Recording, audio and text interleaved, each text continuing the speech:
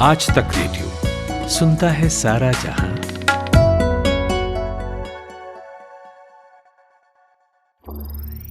ज्ञान ध्यान।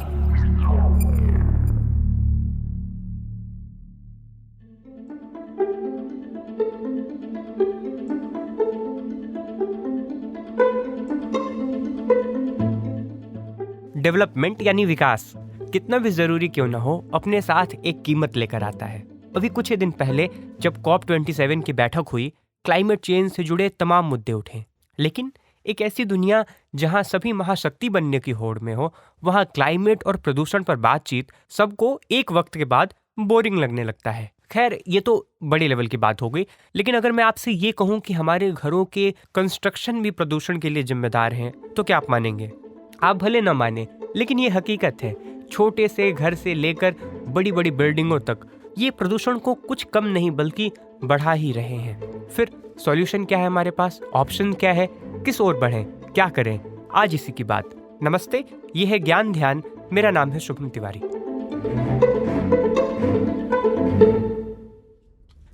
राजधानी दिल्ली में जब भी प्रदूषण बढ़ता है, सबसे पहले कंस्ट्रक्शन का काम रोक दिया जाता है। इसी से आप अंदाजा लगा सकते हैं कि निर्माण कार्यों से होने वाला प्रदूषण कितना अधिक है। एक छोटा सा देश है गुयाना।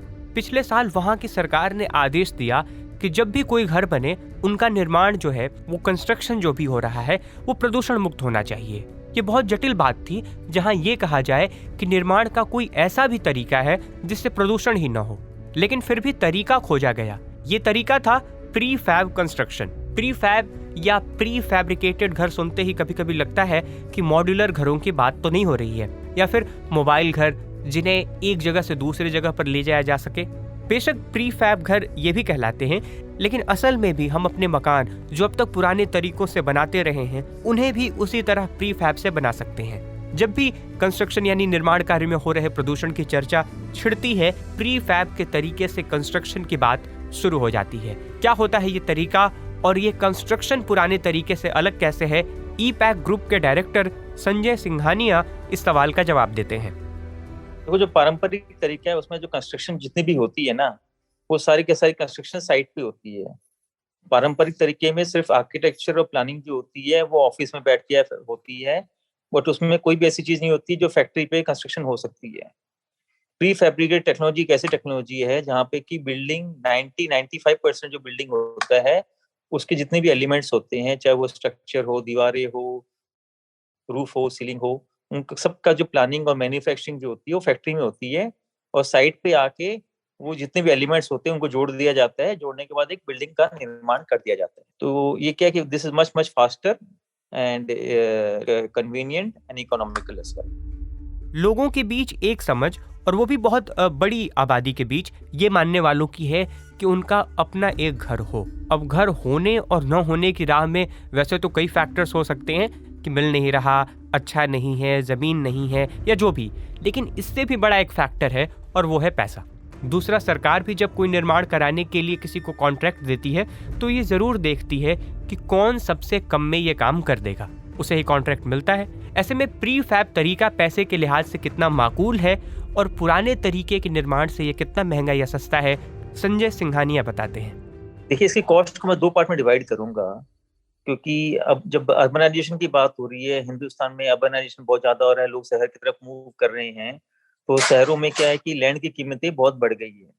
अब यहाँ पे जब आपने कोई इतनी महंगी जमीन लेता है तो उसको चाहिए कि उसको जो मकान का निर्माण है, वो मकान हो, इंडस्ट्री हो, कुछ भी हो, उसका निर्माण बहुत फटाफट हो जाए, ताकि उसकी जो कॉस्ट है उसको जल्दी से वो रियलाइज करना स्टार्ट कर सके। तो क्योंकि प्रीफैब टेक्नोलॉजी है और ये जो कन्वेंशनल टेक्नोलॉजी होती है, उनसे एटलीस्ट 3 to 4 टाइम्स ज्यादा फास्ट कंस्ट्रक्शन होता है। तो ये अगर पॉकेट को अगर एक्सपेंस देखेंगे, तो पॉकेट के एक्सपेंस में इन टर्म्स ऑफ स्पीड इसकी कॉस्ट काफी कम होती है। और अगर अपन वैसे कंपेयर करेंगे कि 3 सालों में अगर अपन लोगों ने कन्वेंशनल तरीके से कंस्ट्रक्शन किया है और वो सेम कंस्ट्रक्शन अगर 6 महीने में अपन करते हैं प्रीफैब टेक्नोलॉजी में, तब भी अगर आप देखा जाए तो 2-3% की कॉस्ट में फर्क आता है। बहुत ज्यादा ऐसा कोई फर्क आता नहीं, 2-3% ये कॉस्ट महंगी पड़ती है, क्योंकि इन दिनों में स्टील के प्राइसेस बढ़ गए हैं। इन दिनों ये भी एक बहस शुरू हो गई है कि पर्यावरण के लिए ही सही हमें कच्चे घरों की ओर लौटना चाहिए। भारत में ही कई जगह लोग ऐसा कर भी रहे हैं, और वो भी बाकायदा आर्किटेक्ट की मदद से।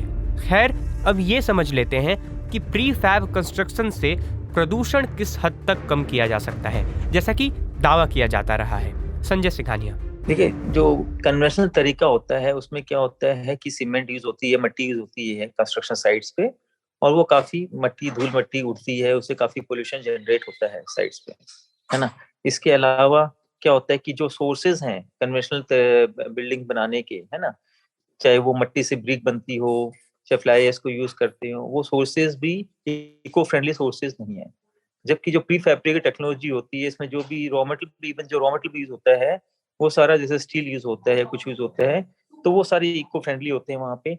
और एट द सेम टाइम जो साइट पे कंस्ट्रक्शन होती है, इसमें ना कोई सैंड की जरूरत पड़ती है, ना कोई वाटर की जरूरत पड़ती है, तो एक इको फ्रेंडली तरीके से पूरा कंस्ट्रक्शन क्रिएट हो जाता है इसमें। तो कुल मिलाकर बात इतनी है कि घर हो या इंडस्ट्रियल लेवल पर कंस्ट्रक्शन, ये जो तरीका अभी हमने बताया, ये है काम का। इस समय जब पूरी दुनिया खास तरह की तरक्की का नुकसान प्रदूषण के तौर पर भुगत रही है, AQI यानी एयर क्वालिटी इंडेक्स खराब होने पर स्कूल बंद कर दिए जा रहे हैं, इस तरीके की ओर जाना अभी फिलहाल अच्छा विकल्प समझ में आता है।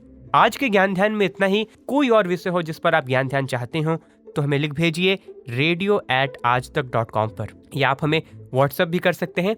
हमारा नंबर है 9953323303। आज के ज्ञान ध्यान का रिसर्च, स्क्रिप्टिंग और प्रोडक्शन किया है रोहित अनिल त्रिपाठी ने। साउंड मिक्सिंग कर रहे थे नितिन रावत। नमस्कार।